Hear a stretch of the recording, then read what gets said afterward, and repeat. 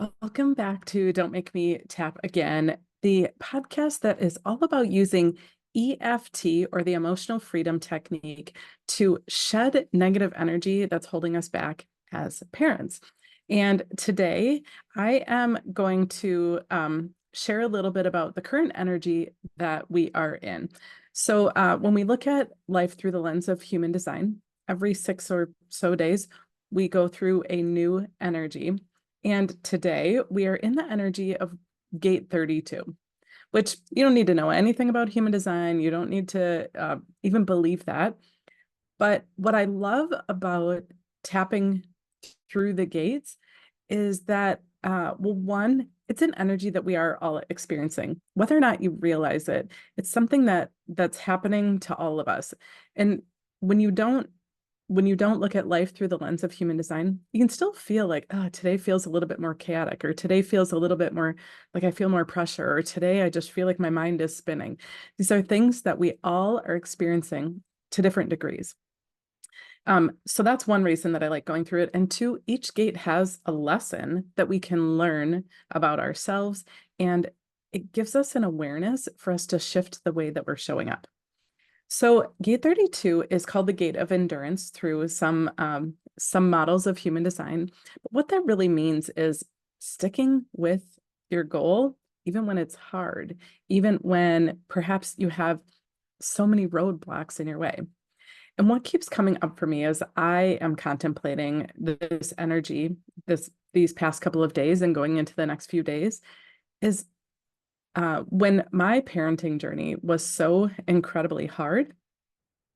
I had endurance. I stuck with what I was doing, sometimes to my own detriment. I would stick with a plan, even though I knew it wasn't working. But here's the part that I was missing in this energy is I had the endurance, but this gate also shows us the energy to be able to shift. So keep our eyes focused on the goal, but to be able to shift what we're doing, how we're being, how we're feeling, to adjust to what's happening in our life. So this current energy really teaches us that even even though what we're doing seems so incredibly hard, that sticking with it is necessary to reach our goal. It's true whether we're thinking about, behaviors with our kids, or building a new house, or dealing with a tragedy, right? It's that endurance, that ability to not throw in the towel that helps us get to the end of the goal. But that's not it. That's not the only part of it, because the other huge piece that I was missing was actually the other energy that we're experiencing right now, which is gate 42. And gate 42 teaches us how to enjoy the process. That, in my coaching, when I'm working with my clients, when we first start together, I have them create a vision of where they envision their life being a year from now, 6 months from now, whatever their time frame is. I have them write future memories. And then once they've done that, I have them pick a goal that we're working towards. And I want them to envision what it feels like and experience the energy that they feel when they've achieved that goal. And then I tell them that they have that ability to feel that way today, even when the goal is not yet achieved. And it sounds crazy, right? Like, say your goal is that you want to have a peaceful and connected relationship with your child, but today they're screaming, they're yelling, they're stealing, you're getting daily calls from the school. You can't even imagine what a peaceful, connected relationship feels like with your kiddo. But that's the point. When we're so focused on I'll be happy when something happens, we're not actively creating happiness or joy now in the moment. But it is that happiness or joy or peace now in the moment that's actually going to get us to our goal. If we're so desperately grasping on to, I can't be happy until I reach my goal, well, then the person that you're being right now, the actions that you're taking, the feelings you're feeling, all that yuck, is holding you back from reaching that goal because you can't possibly show up. There isn't just going to be a moment when someday everything magically changes and there's peace and happiness and connection in your relationship. It's up to you to start making intentional changes today. I say that, but I also know how incredibly hard it is. I think about these concepts that I share with my clients that I did not know when things were so hard with my son in my own home. And I think about those concepts and I think like, oh my gosh, if somebody had told me while I was afraid in my own home, I was struggling to sleep at night because my anxiety was so high. I was in a constant state of fight or flight in my own home. If somebody had said, just create peace now, I would have been like, okay, that's for somebody else who isn't living in my chaos. But here's what I know to be true. We have so much more power than we give ourselves credit for. We think that our unhappiness, our frustration is outside of us, that it's created by somebody else. But it's actually our thoughts that's creating that. So that's what I want to tap on today. In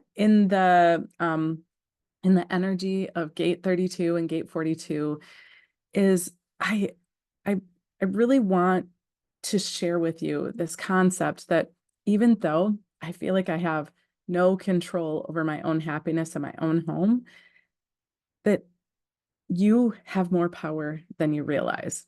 So here's what I'm thinking about for our tapping sequence today. And so when I say tapping, I mean EFT or the emotional freedom technique. And all you have to do, if you so choose, to create a little bit more peace in your life is to follow along with my tapping and repeat the words that I'm saying. And I encourage you to rewind and watch it again and again until you feel peace in your body, because that part is totally up to you. It isn't the peace you feel or don't feel in your body. It's not anybody else's fault. I hate to say that because it hurts when we start taking responsibility, but it's the truth. Your happiness is totally dependent on you choosing that you're ready to create peace in your body. So, thinking about that idea of endurance, here's what I'd like to do. All you have to do is copy along. So, even though I've tried everything to make behaviors be better in my home and nothing's working, I deeply and completely love and accept myself. Even though I have tried everything to make behaviors better in my home and nothing's working, I deeply and completely love and accept myself. Even though I have tried absolutely everything to make behaviors better in my home and nothing's working, I deeply and completely love and accept myself. Stop tapping, take a deep breath.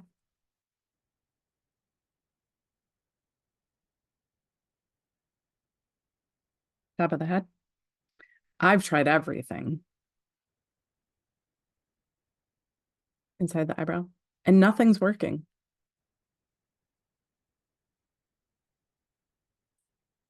On the temple, I've tried everything. Under the eye, and I'm still frustrated.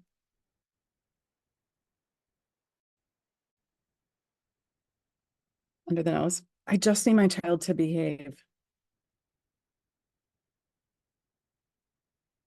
On the chin, and then I'll feel peace. On the collarbone, I just need my child to behave. Under the arm, I've already tried everything. Let's stop tapping. Take a deep breath.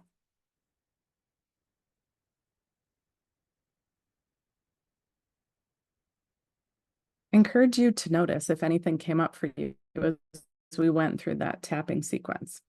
You might have noticed that some of the words that I used were not wishful thinking.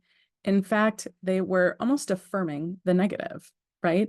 They were affirming that I'm in this stuck space. But here's the magic of EFT. EFT doesn't encourage us to use affirmations, at least not in the beginning, because with EFT, the science behind EFT is that we have these thoughts, these negative thoughts that we're holding on to, and we have these feelings that are so deeply woven into our thoughts. And the two are interlocked, tied together. And that's what's creating our frustration, our anxiety, our not being able to sleep at night, our reactivity with our kids is because we have this thought and we have this feeling and they're locked.